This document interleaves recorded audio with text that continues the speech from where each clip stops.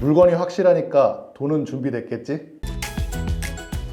안녕하세요, 홈스윗 홈팀장입니다. 지난번에 쇼츠에서 한번 다뤄드린 적이 있죠. 공공임대주택에 사는 게 일반 월세보다 훨씬 좋은 이유를 한번 이야기해드렸는데요. 오늘은 좀 더 자세하게 설명을 해드릴까 합니다. 공공임대주택이라고 하면 예전에 이제 80년대부터 지어진 영구임대주택이나 아니면 뭐 그전에도 있긴 했죠. 뭐 근로자 임대주택 같은 그런 임대아파트를 생각하다 보니까 아직까지 공공임대주택이라고 하면은 나는 못 들어가는 거 아니야? 들어가면은 약간 소득이 낮은 분들만 있는 거 아니야? 라고 걱정하시는 분들이 많은데요. 요즘에는 통합임대주택도 얼마 전에 나왔죠. 네, 여기 봐주시고요. 통합임대주택도 나오면서 소득 기준이 엄청나게 많이 완화가 됐고 청년들을 위한 행복주택도 공급된 지가 이제 거의 10년이 다 되어가고 있습니다. 그러다 보니까 예전에 우리가 갖고 있던 그런 스테레오타입, 편견 속에 있는 임대주택과는 실질적으로 많이 달라졌다라고 보시면 됩니다. 그리고 제 개인적으로는 자취를 거의 10년 넘게 했는데요. 그렇게 자취를 하면서 일반 월세도 살아봤고 공공임대주택도 살아봤고 전세임대도 살아봤는데 제가 공공임대주택을 추천드리는 이유를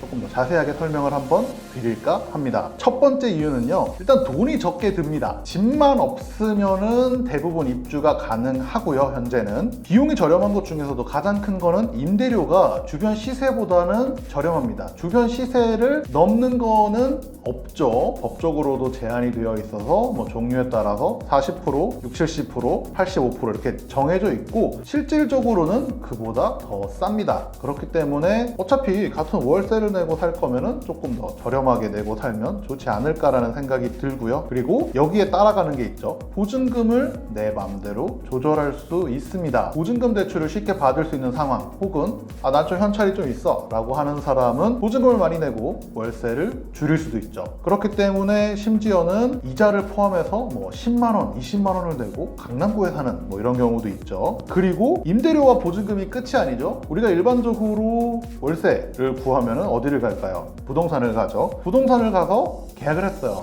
친절한 부동산 공인중개사분께서 소개를 해주셨는데 이제 주세요 이러죠. 바로 복비, 그러니까 거래 수수료를 줘야 되는데 LH나 SH 그리고 GH 등에서 공급하는 공공임대주택들은 일반적으로 복비가 없죠. 전세임대도 복비는 없습니다. 그래서 복비도 사실 뭐 한 2년마다 몇십만 원씩 내는 비용이 좀 부담이 될 수 있는데요. 그럼 복비까지 안 든다는 걸 생각하면은 비용적으로 엄청난 절감이 되겠죠. 보증금 대출이 정말 쉽습니다. 왜 보증금 대출이 쉬울까요? 어떻게 생각하세요?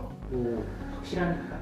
그렇죠. 네. 물건이 확실하니까 집 주인이 누굴까요? 바로 공공기관, 뭐 나라죠. 그러니까 결국은 금융기관에서 대출을 해줄 때 이 물건에 대한 대출금이 상환이 되느냐 안 되느냐가 대출을 결정짓는 요인이 되는데 집주인이 국가이기 때문에 사실상 보증금 대출이 매우 쉽습니다. 물건이 확실하니까 대출이 잘 나오겠죠.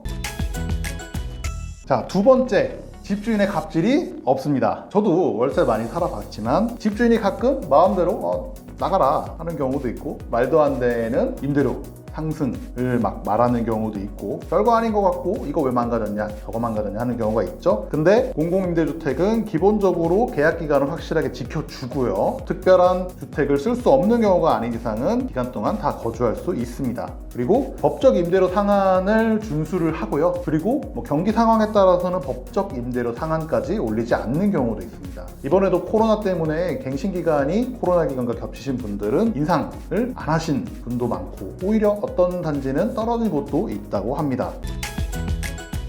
세 번째, 임대주택 종류에 따라서 가구원이 늘어나는 경우에는 같은 단지 내에 큰 타입으로 이사를 갈 수 있습니다. 행복주택 같은 경우가 대표적인 예인데요. 만약에 원룸으로 된 행복주택에서 거주를 하다가 결혼을 하게 되는 경우 혹은 자녀가 생기는 경우에 넓은 평수로 가야 되는데 어떡하지? 라고 생각하실 수 있습니다. 그런 경우에는 같은 단지 내에서 추가적으로 방이 더 있거나 조금 더 큰 평수가 있는 경우에는 예비자 가장 뒷번호로 해서 대기를 할 수 있고 공가가 나오면 입주를 할 수 있습니다. 일반적인 월세에서는 생각하기 참 어려운 거죠. 그래서 저는 기본적으로 자취를 하시는 분이나 애매하게 월세를 내고 거주하시는 분이라면은 공공임대주택의 자격이 되는지 알아보라고 말씀을 드리고 있는 거고요. 대부분 다 자격이 되십니다. 집을 갖고 있는 분이거나 자산이 엄청 많거나 하는 분이 아니면 대부분 들어갈 수 있기 때문에 공공임대주택 자격이 되시는지 꼭 확인을 해 보시는 것을 추천드리겠습니다. 하지만 장점만 있는 것은 아니에요. 공공임대주택의 경우에는 항상 열려있기는 하지만 바로 들어갈 수 있지는 않아요. 공고가 수시로 나오고 그 수시로 나오는 공고에 대해서 지원을 하고 또 입주 가능한 사람인지 서류를 넣고 검증을 하고 공가가 나오거나 건설이 완료되면 입주를 하기 때문에 바로바로 입주할 수 없는 것은 단점이에요. 그래서 제가 항상 말씀드리는 게 만약에 이사가 1년 남았다고 해도 지금 바로 공공임대주택이 필요하지 않더라도 알아보셔라 라고 말씀을 드리는 겁니다. 물론 공고문이 쉽지 않을 수 있어요. 하지만 그렇기 때문에 홈스윗이 있습니다. 저도 실제로 살아봤기 때문에 여러분들께 추천을 드립니다. 오늘은 공공임대주택에 대한 장점에 대해서 알아봤는데요. 제가 살아봤으니까 추천을 드리고 여러분도 주거생활에 꼭 도움이 되셨으면 좋겠습니다. 감사합니다.